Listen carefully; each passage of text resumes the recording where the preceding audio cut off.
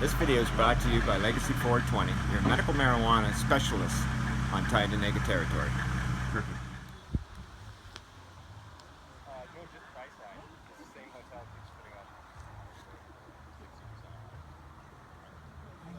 Sego, Scano. I'm a Weho.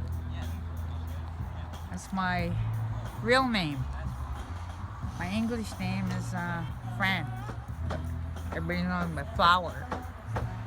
So I'm still taking this all in. It's hard to believe. Not quite sure how it happened, but it's happening.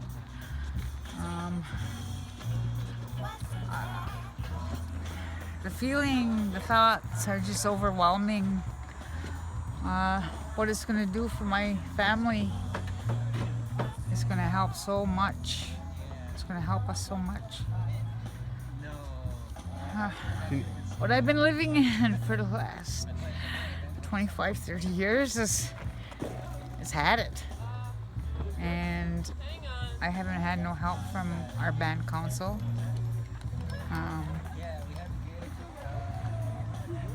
And there would be no getting help now from them because I cannot work. And in that time, I did get myself in debt. So if you're in debt, you can't get a housing loan. And you got to have over 2 acres. You have to have at least 2 acres now to get a housing loan down here, and you have to have so much money up front to give them. So I would have never gotten anything. So what kind of house is this that's being built, and who's involved in making it? Well, it is called an Earthship home. I love it. I love the name of it, an Earthship home.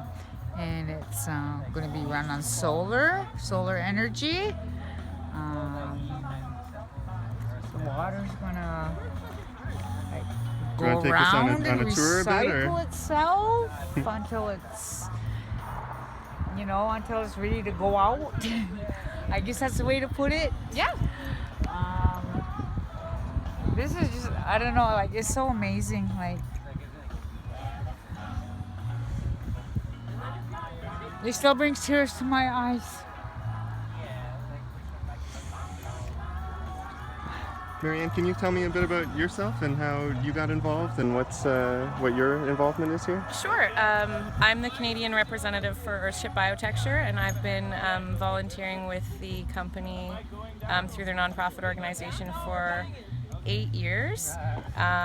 Michael Reynolds, the architect, approached me about we'd had a few conversations about doing a build on First Nations territory in Canada, and we decided that we wanted to go ahead and do that. So we sought out someone who had a need for a new home and who was open to the idea, and I met with Fran about 3 years ago, and we had some conversations. She was skeptical at first, but we've grown to know one another a little bit better over the last couple of years, and decided that her property would be a great place to do a pilot project. So we organized an academy to have our people who are interested in our home come out. They each pay $1,000, and that money gets donated into the building materials. So it's a sustainable project in that the building itself is sustainable, but also that the money that we're getting from our students is paying for the building, so we don't need any external funding at this time. I can tell you a little bit about the house if you want to come and take a look. Should we maybe take a tour?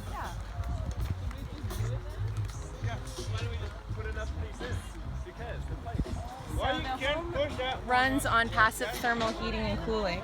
We use the external tire wall to create a thermal mass which regulates the temperature of the home passively, and then we do a passive ventilation system, which is what these tubes are for at the back. That allows cool air to enter the building to cool it down if it needs cooling. Typically our homes stay within a 10-degree range without any intervention whatsoever.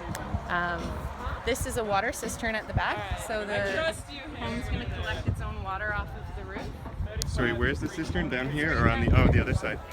We're halfway through burying it, but the water is going to come down on an angle into the cistern, where it'll be used, filtered through a ceramic filter and used for drinking and showering. And then once it is gray water, it goes through our gray water planters, which go in the south-facing greenhouse of the building. They're filtered and cleaned, and then we use that water again in the toilet so that we're not literally flushing clean water down the toilet. Once the water goes out of the home, so once it becomes black water, it goes out into our black water treatment cell, and the home doesn't have any need for a separate septic system or sewage treatment. It takes care of it itself. We put solar panels along the front face, which provides the occupant with their energy source. And the greenhouse in the south-facing window provides food, so the home's taking care of a lot of the essential needs for living.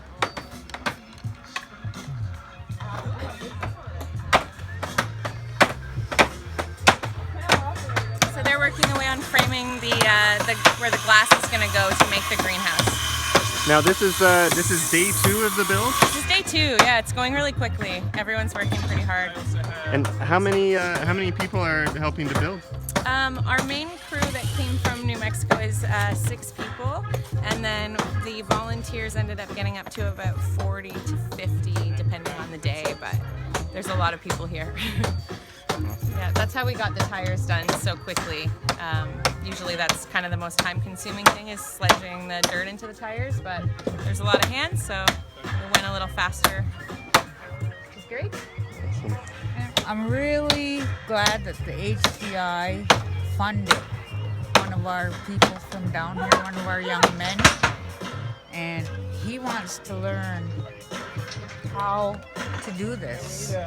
You know, like he has a young family himself. He's around 25 years old, and he's passionate about it. He thinks this is the way to go also.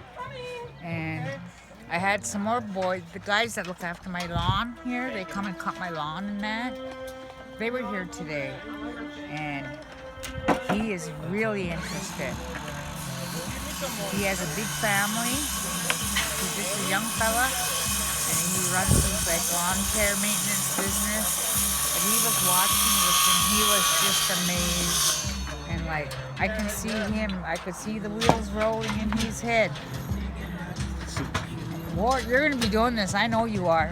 So Six Nations people are being trained to learn how to use these technologies and be involved in the building? Well, there was only one that got funded, as far as I know, and that was Tyler Nanico.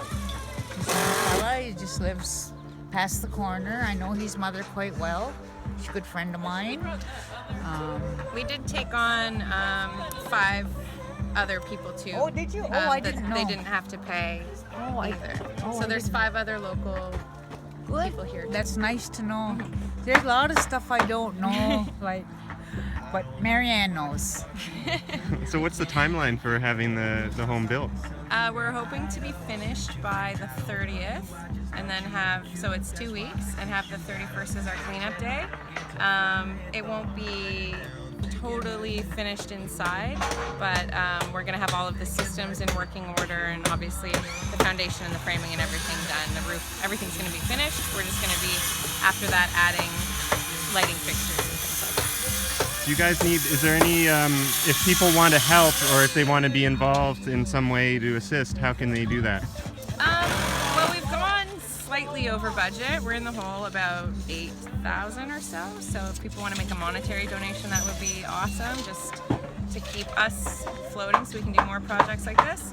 And they can donate on Earthship.com, or if they want to come down, a lot of what helps us most is people just being interested in the story and sharing it with others, so that there's, as many people know about what we're doing as possible. Any last words, Fran? I'd like to see this take off, and I'd like to see this move up into those northern communities and help those people. They need it so bad. Look at Attawapiskat. Look at all those other communities that are, you gotta fly in. You gotta go across the lake to get there. What about them? They're forgotten. I don't forget them. I pray for them every day. That their life will get better. I really hope this takes off among the Anglo communities. Right on. That's my hope to see Okay, David, can you just do the very end? for Thanks, the people. And then we'll leave the rest for very end. I'm very thankful for what I'm getting here. I'm very grateful, very thankful. I can't find the proper words to use, but I would love to see it go up north to those northern communities where those poor kids are living in worse than what I am, you know? Yeah. I really would. I'm all about our babies. We need them. Faces yet to come. Need space to live. Hopefully we inspire some more people to do what we're doing here. And Oh, the people that showed up today really told me that they liked the idea. And I was surprised that there was even one from Bank Council came down and checked it out. Quite a few people like who belong to the Confederacy and that, they were here. A lot of people have come and donated food and that, like, and that's from our Longhouse community, and it's lovely. It's lovely. Next week we're gonna try and have a little mini social. Here on your property? Yeah, right out here. Just some social songs, a little bit of dancing, just to show the people that aren't from around here and Yeah. have never really seen our ways, just to show them and let them hear some of our songs and that. And Eddie Thomas has, he's said he would. What day is that going to be? He wasn't sure the date. Like, he's a very busy man. He's just a young man, but he's very busy. But he said next week for sure. He'll let you know. I'm very emotional right now, and my allergies are acting up. But well, they're waiting for me to get on that Okay. roof anyway, so This I'm is going to just wrap All it right. up. Thank you so much, Marianne. Take care. yeah. So be where all the solar panels, I guess, will be going here, like the windows, and one end will be the toilet, and one end will be the shower.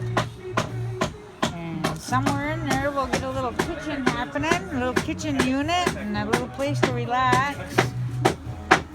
And then back here, I think is where the bedrooms go, where the bedrooms will go.